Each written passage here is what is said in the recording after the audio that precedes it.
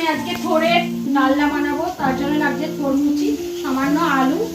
আচ্ছা এই যে তোমার কি বেশ বলে এটা, ছোলা ভেজানো। আচ্ছা এই যে কড়াইতে তেল দিয়ে দিয়েছি, সর্ষের তেল, তেজপাতা, জিরে আর শুকনো লঙ্কা ফোড়ন। এবারে আমি এই আলু আর থোড়টা একসাথে দিয়ে দেবো ভাজতে।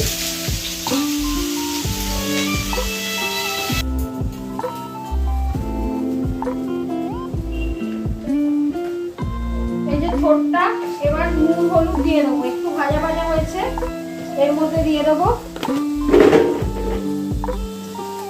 হলুদ আর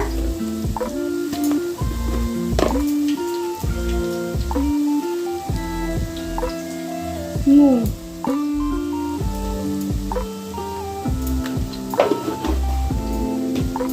তারপর দিয়ে দেবো এই যে ছোলা ভিজিয়ে জল ঝরিয়ে রেখেছি, থোড়েতে দিয়ে দেবো। এবারে এই থোড়টা আর একটু ভাজা ভাজা হতে দেব।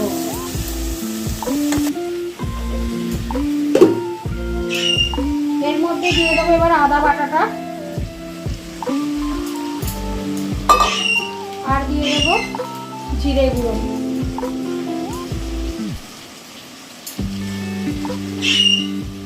এবার এটাকে ভালো করে কষাবো। আচ্ছা এর মধ্যে আবার একটু নুন দেবো, এই নুন বলছি চিনি দেবো, একটু থোড়ের তরকারি তাই একটু মিষ্টিটা বেশি দেবো, নাহলে খেতে ভালো লাগে না। তারপরে আর সামান্য করে একটু হলুদ দেবো।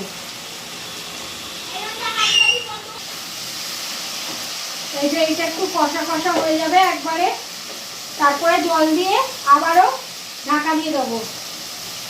আর এইদিকে পটল দিয়ে আলু দিয়ে মাছ দিয়ে ঝোল, আর এটা একটু চিকেন পকোড়ার মতন করছি, ভাত দিয়ে খাওয়া হবে। আর এদিকে থোড়ের ডালনা আর একটু আলু ভাতও করা হয়েছে।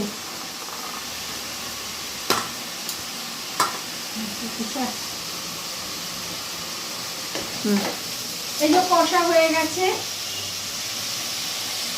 এবারে আমি এর মধ্যে অল্প পরিমাণে জল দিয়ে দেবো। এবারে ভালোভাবে ঢাকা দিয়ে দেবো, ঢাকা দিয়ে সেদ্ধ করব।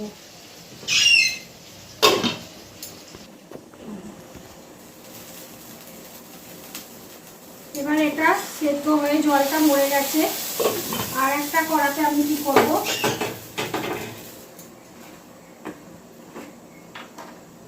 ঘি দেব।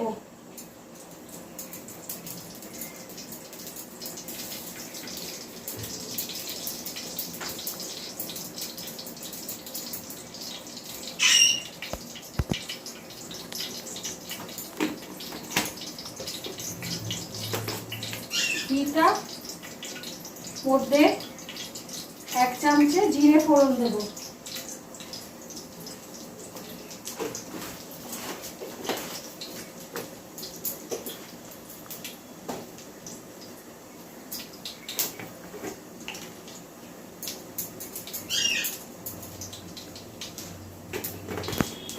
একটু ভাজা ভাজা হয়ে গেলে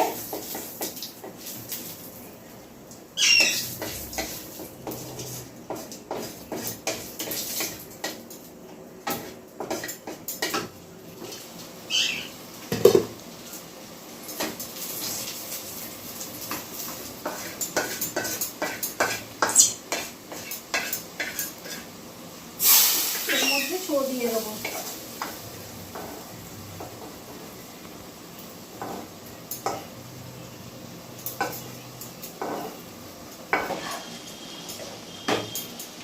এবার আমি এতে এই যে শাহি গরম মশলা দিয়ে দেবো।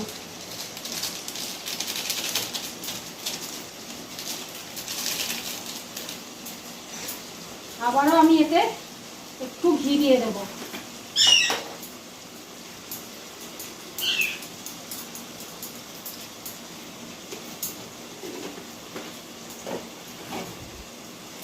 এবারে আমার তৈরি হয়ে গেল থোড়ের ডালনা।